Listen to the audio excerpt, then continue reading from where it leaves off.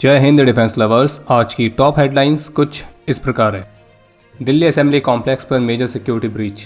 भारतीय सेना ने अनवील किया अनमैन्ड एरियल सिस्टम्स का रोड मैप। भारत बांग्लादेश सीमा पर घुसपैठ को रोकने के लिए भारत तैनात करेगा मगरमच्छ और सांप।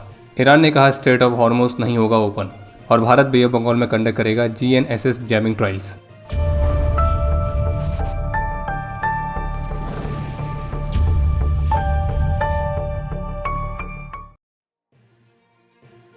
महाराष्ट्र ATS और दिल्ली पुलिस की स्पेशल सेल के जॉइंट ऑपरेशन में मुंबई से 2 और आतंकी ऑपरेटिव्स को गिरफ्तार किया गया, जो कि दिल्ली में एक बड़े आतंकी हमले को अंजाम देने की योजना बना रहे थे। और ये जो 2 गिरफ्तार किए गए तो इनके नाम है मुसाब अहदम उर्फ कलाम कल्याण और मोहम्मद हमाद कोलारा। ये दोनों ही मुंबई के रहने वाले थे और मल्टीपल आतंकी संगठन जैसे कि जैश, आइसिस तो इनके साथ इनके लिंक भी थे। और मीडिया रिपोर्ट्स में सोर्सेज के हवाले से बताया गया कि ये दोनों मिशन खिलाफत जैसे ऑनलाइन एक्सट्रीमिस्ट नेटवर्क से भी जुड़े हुए थे। और ये भी माना जा रहा है कि इन दोनों को ऑनलाइन हैंडलर्स के द्वारा ही ब्रेन वॉश किया गया था। और ये अबू हुफैजा नाम के एक और इंडिविजुअल के साथ कांटेक्ट में थे, जिसको लेकर माना जा रहा है कि उसके लिंक जैश के साथ हैं और वो ऑनलाइन रिक्रूटमेंट एक्टिविटीज़ में मुख्य रूप से शामिल है। और शुरुआती इन्वेस्टिगेशन ये भी सजेस्ट करती हैं कि इन आरोपियों ने IED डिवाइस को असेंबल करना भी सीखा था और IED को एक टॉय कार के अंदर छिपा के ये इसकी मदद से दिल्ली में एक बड़े आतंकी हमले को कंडक्ट करने की योजना बना रहे थे। और ये भी संभावना है कि इनके जो लिंक हैं वो देश भर में फैले इनकी जैसे और भी मॉड्यूल के साथ हो सकते हैं, तो इसलिए उसकी जांच अभी चल रही है। इस बात का भी संदेह है कि आईसिस के ऑनलाइन प्रोपेगेंडा से इन्फ्लुएंस होकर कम से कम 4 से 5 माइनर्स हैं जो कि दिल्ली पुलिस के स्पेशल सेल के रडार में हैं।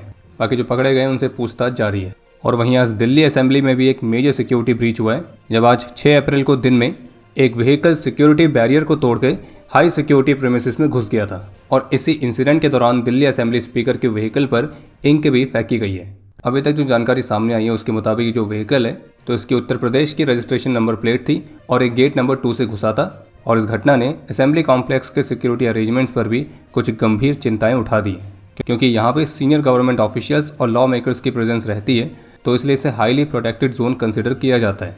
और इस तरह की जगह पर इस तरह की घटना होना ये एक बड़ा सिक्योरिटी ब्रीच माना जा रहा है। और इस घटना पर एक सस्पेक्ट को भी गिरफ्तार किया गया और जबकि 2 अन्य भी डिटेन किए गए। और जो व्यक्ति व्हीकल के अंदर था उसने मास्क पहना हुआ था और उसकी पहचान सरबजीत सिंह के तौर पर हुई है और उसे भी डिटेन कर लिया गया है। और इस घटना के लगभग 2 घंटे के अंदर इन 3 सस्पेक्ट्स को पकड़ा गया था। बाकी बॉम्ब स्क्वाड टीम्स और क्राइम ब्रांच को घटनास्थल से कोई भी सस्पिशियस चीज़ बरामद नहीं हुई है और जो कार इस्तेमाल की गई थी वो थी टाटा सिएरा। बांग्लादेश के विदेश मंत्री कल मंगलवार से भारत की 3 दिन के ऑफिशियल विजिट पर रहेंगे और बांग्लादेश में नई सरकार बनने के बाद से ये सीनियर बांग्लादेशी मिनिस्टर की भारत की पहली विजिट भी होने वाली है। और इसी विजिट के दौरान जो बांग्लादेश के विदेश मंत्री हैं वो अपने भारतीय काउंटर पार्ट यानी कि भारतीय विदेश मंत्री डॉक्टर एस जयशंकर के अलावा भारत के national security advisor Shri Ajit Doval, commerce and industry minister Shri Piyush Goyal और पेट्रोलियम मिनिस्टर श्री हरदीप सिंह पुरी से भी मुलाकात करेंगे। और जबकि आज सोमवार को ढाका में बांग्लादेश में भारत के हाई कमिश्नर ने बांग्लादेश के विदेश मंत्री से भी मुलाकात करी थी। वहीं इसके अलावा एक इंटरेस्टिंग अपडेट यह है कि बांग्लादेश के साथ लगी सीमाओं पर इन्फिल्ट्रेशन और क्रिमिनल एक्टिविटीज़ को प्रिवेंट करने के लिए अब BSF की जो फील्ड यूनिट्स हैं उनको नदी वाले स्ट्रेचेस पर सांप और मगरमच्छ जैसे रेप्टाइल्स का इस्तेमाल करने की संभावनाओं को एक्सप्लोर करने के निर्देश दिए गए हैं। और इसमें विशेष रूप से नदी वाले उन इलाकों को देखा जा रहा है जहाँ पे एक महत्वपूर्ण गैप है और जहाँ से घुसपैठ और क्रिमिनल एक्टिविटीज़ के चांसेस बने रहते हैं। तो इस गैप को फिल करने के लिए यहाँ पर रेप्टाइल्स को डिप्लॉय करने की संभावनाओं को एक्सप्लोर किया जा रहा है। इसके अलावा एक और अपडेट है कि भारतीय सेना ने अनमैन्ड एरियल व्हीकल्स और लॉयटरिंग म्यूनिशंस के लिए करीब 50 पेज के एक टेक्नोलॉजी रोड मैप को अनवील किया है, जो कि इस महत्वपूर्ण क्षेत्र में आर्मी को उसके फ्यूचर कैपेबिलिटी डेवलपमेंट के लिए गाइड करेगा। और इस रोड मैप में करीब 5 कैटेगरीज में 30 टाइप के सिस्टम्स को आइडेंटिफाई किया गया है और इसमें भी करीब 80 वेरिएंट्स देखने को मिलेंगे, जैसे कि surveillance drones, kamikaze drones, air defence unmanned aerial systems, special role वाले unmanned aerial systems, logistic drones और ऐसी अन्य सब। और पहली बार इस तरह का जो डॉक्यूमेंट है वो इंडस्ट्रीज़ और एकेडमिया के साथ शेयर किया गया है, जो कि भारतीय सेना की इस लॉन्ग टर्म रिक्वायरमेंट को समझ के एक स्वदेशी सॉल्यूशन प्रोवाइड कर सकें। और ये R&D इकोसिस्टम और प्राइवेट सेक्टर को भी एक महत्वपूर्ण बढ़ावा देगा। बाकी रशिया यूक्रेन वॉर से लेकर रिसेंट का वेस्ट एशिया कॉन्फ्लिक्ट, इन सभी ने बार बार ये साबित किया है कि किस तरह से जो ड्रोन्स हैं वो मॉडर्न वॉरफेयर में अपना डोमिनेंस बढ़ाते जा रहे हैं। और इसलिए भारत भी ड्रोन्स के माध्यम से नेक्स्ट जनरेशन वॉरफेयर को डोमिनेट करने की सारी तैयारियां कर रहा है। भारत सरकार की तरफ से कंफर्म किया गया कि पिछले 2 दिनों में भारत की 2 और LPG वेसल्स ग्रीन सानवी और ग्रीन आशा, तो इन्होंने भी सेफली स्ट्रेट ऑफ हॉर्मुज को क्रॉस कर लिया है। जो ग्रीन सानवी है वो 46,650 मैट्रिक टन्स तक के LPG को कैरी कर रही है और उसमें 25 नाविक भी सवार हैं वहीं जो ग्रीन आशा है वो 15,405 मैट्रिक टन तक के एलपीजी को कैरी कर रही है और उसमें 26 नाविक सवार हैं। और अब वर्तमान समय में west and Persian Gulf region में भारत की 16 वेसल्स बची हुई हैं, जिसमें टोटल 433 भारतीय नाविक सवार हैं। वहीं इसके अलावा फॉक्स न्यूज़ को प्रेसिडेंट ट्रंप ने कंफर्म किया है कि अमेरिका ने दिसंबर 2025 में ईरान में प्रदर्शन कर रहे प्रदर्शनकारियों को गन्स भेजी थी और ये भी बताया कि ये जो गन्स है विशेष रूप से एथनिक ग्रुप कुर्द्स को भेजी गई थी, जो कि ईरान, इराक, सीरिया और टर्की के बीच डिवाइडेड एक एथनिक ग्रुप है। ईरान के विदेश मंत्रालय की तरफ से कंफर्म किया गया है कि उन्हें कुछ फ्रेंडली कंट्रीज के माध्यम से अमेरिका का 15 पॉइंट वाला प्रपोजल मिला है, लेकिन ईरान का यह कहना है कि अमेरिका का जो ये प्रपोजल है ये पूरी तरह से अनरीजनेबल है और इलॉजिकल है। और जबकि कल भारतीय विदेश मंत्री ने भी वेस्ट एशिया सिचुएशन को लेकर यूएई, कतर और ईरान के विदेश मंत्रियों के साथ टेलीफोन पर कन्वर्सेशन करी है। और जब से इस वॉर की शुरुआत हुई है तब से लेकर अभी तक भारत और ईरान के विदेश मंत्री के बीच 6 बार इस तरह की बातचीत हो चुकी है। बाकी रॉयटर्स ने अपनी रिपोर्ट में ईरानियन ऑफिशियल्स के हवाले से बताया कि जो ईरान है कि वो टेम्परेरी सीज फायर के लिए एक्सचेंज में स्ट्रेट ऑफ हॉर्मोज को रीओपन नहीं करेगा। जबकि कुछ अन्य मीडिया रिपोर्ट्स भी देखने को मिली थी जिनमें अलग अलग सोर्सेज के हवाले से दावा किया जा रहा था कि अमेरिका, ईरान और जो मीडिएटर्स हैं वो लगभग 45 डेज के सीज फायर को भी डिस्कस कर रहे हैं। लेकिन इस पर कोई ऑफिशियल कमेंट अभी तक ना तो ईरान की तरफ से देखने को मिला है ना ही यूएस की तरफ से। जबकि ईरान ने रशिया के साथ ट्रंप की उस धमकी को डिस्कस किया है जिसमें स्ट्रेट ऑफ हॉर्मोज रीओपन ना होने पर ईरान के सभी महत्वपूर्ण पावर प्लांट्स पर हमला करने की धमकी दी गई है। ईरानी नेवी का स्पष्ट रूप से कहना है कि स्ट्रेट ऑफ हॉर्मोज में अब इरिवर्सिबल चेंजेस हुए हैं और वो अपने पहले वाले स्टेटस पर वापस नहीं जाएगा, विशेष रूप से यूएस और इसराइल के लिए। और इसराइल के डिफेंस फोर्सेस की तरफ से कंफर्म किया गया कि उनके लेटेस्ट स्ट्राइक में ईरानियन आईआरजीसी के इंटेलिजेंस के प्रमुख मजीद खदमी को उन्होंने एलिमिनेट कर दिया है और इसकी पुष्टि ईरान की तरफ से भी की गई है। और वहीं ईरान ने भी कुवैत की बोबियन आइलैंड पर यूएस कैंप्स पर स्ट्राइक करी है। बाकी अमेरिका के 15 पॉइंट वाले प्रपोजल पर ईरान के विदेश मंत्रालय की तरफ से भी कहा गया कि ये जो प्रपोजल है अत्यधिक डिमांड वाला है। हमने अपनी मांगों का एक अलग से सेट तैयार कर लिया है और उसे औपचारिक रूप से दे भी दिया है। और इस संभावना को नज़रअंदाज नहीं किया जा सकता है कि इस्फहान में जो पायलट रेस्क्यू ऑपरेशन हुआ तो वो ईरान के इनरिच्ड यूरेनियम को सीज करने के ऑब्जेक्टिव से किया गया एक डिसेप्टिव ऑपरेशन भी हो सकता था। और इसलिए ईरान ये मान रहा है कि जो सीज फायर है वो विरोधी पक्ष को फिर से इकट्ठा होने और अपनी कार्रवाई जारी रखने का अवसर प्रदान कर सकता है। बाकी जो ईरान है वो ओमान के साथ स्ट्रेट ऑफ हॉर्मोज से जहाज़ों के सेफ पासेज को सुनिश्चित करने के लिए एक प्रोटोकॉल को स्थापित करने पर ध्यान केंद्रित कर रहा है।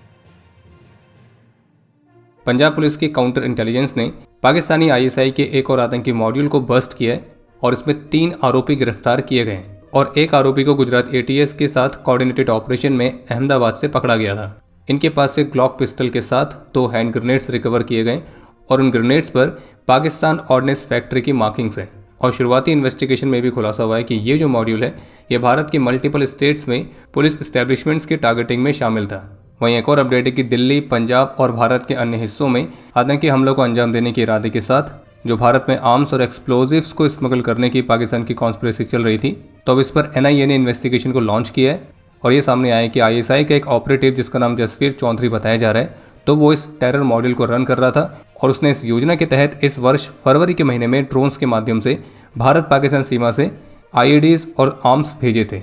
और ये साजिश सामने आई थी 10 फरवरी को जब पंजाब की स्पेशल ऑपरेशन सेल ने इनके एक ऑपरेटिव को गिरफ्तार किया था जिसका नाम था शुभम कुमार, जो कि उत्तर प्रदेश के सीतापुर का निवासी है। और उसके पास से रिमोट कंट्रोल के साथ मेटालिक केस में पैक किया गया आईईडी रिकवर किया गया था और साथ में पिस्टल और एम्यूनिशन भी था। फिर इसके बाद ये खुलासा हुआ कि जो पाकिस्तानी आईएसआई ऑपरेटिव है जिसका नाम जसवीर चौधरी बताया जा रहा है और उसके इंडियन एसोसिएट्स दिल्ली, पंजाब और भारत के अन्य क्षेत्रों में एक्सप्लोजन्स को कंडक्ट करने के लिए आईईडीज और एम्यूनिशंस को इकट्ठा कर रहे थे। बाकी ऑफिशियल्स का कहना है कि इस मॉड्यूल के अन्य मेंबर्स को भी ढूंढा जा रहा है और जो जसवीर चौधरी है तो इसकी भी जो असली पहचान है तो उसको सुनिश्चित करने का प्रयास चल रहा है, क्योंकि पूरी तरह से संभव है कि जसवीर चौधरी इसका असली नाम नहीं है। 11 और 12 अप्रैल के लिए बे ऑफ बंगाल में भारत ने जीएनएसएस जैमिंग ट्रायल्स के लिए एरिया नोटिफिकेशन जारी किया है। जीएनएसएस का मतलब होता है ग्लोबल नेविगेशन सैटेलाइट सिस्टम, जिसमें जीपीएस, ग्लोनास, नाविक ये सभी आते हैं। और इस एक्सरसाइज के तहत जो भारत है वो नेविगेशन सिस्टम्स को जैम करने वाली अपनी कैपेबिलिटीज को टेस्ट करेगा, या दूसरे शब्दों में कहें तो भारत इलेक्ट्रॉनिक वॉरफेयर के लिए अपने आप को प्रिपेयर कर रहा है। और अभी कुछ ही समय पहले भारतीय नौसेना प्रमुख ने भी इस महत्वपूर्ण उभरते हुए खतरे को हाईलाइट किया था कि किस तरह से इंडियन ओशन रीजन में जीपीएस जैमिंग, इलेक्ट्रॉनिक इंटरफेरेंस तो ये लगभग अब रोज की बात होती जा रही है। तो इसलिए संभावित रूप से इस उभरते हुए थ्रेट के लिए भारत अब अपने आप को तैयार कर रहा है, क्योंकि भविष्य के युद्धों में जो नेविगेशन सिस्टम है वो सबसे पहले होने वाली कैजुअलिटीज़ में से एक होगा। और अब समय है आज के इतिहास का। आज के दिन 2010 में छत्तीसगढ़ में एंटी माओइस्ट ऑपरेशन के दौरान एक छत्तीसगढ़ पुलिस स्क्वाड और सीआरपीएफ के 75 वीरों ने अपना सर्वोच्च बलिदान दिया था। आज के दिन 1944 में 3 असम राइफल्स के राइफलमैन खूब खोगिन कुकी, 1999 में 22 असम राइफल्स के नायब सूबेदार सिंह बहादुर गुरुंग, राइफलमैन मदन कछारी और 2013 में 24 असम राइफल्स के वारंट अधिकारी रामकिशन सिंह ने अपना सर्वोच्च बलिदान दिया था। और आपके लिए आज का प्रश्न है कि किस देश की मिलिट्री के पास अभी वर्तमान समय में सबसे अधिक संख्या में एक्टिव ट्रूप्स हैं। और अब समय है आज के टॉप 3 कमेंट्स का, जो ये रहे आपकी स्क्रीन पर।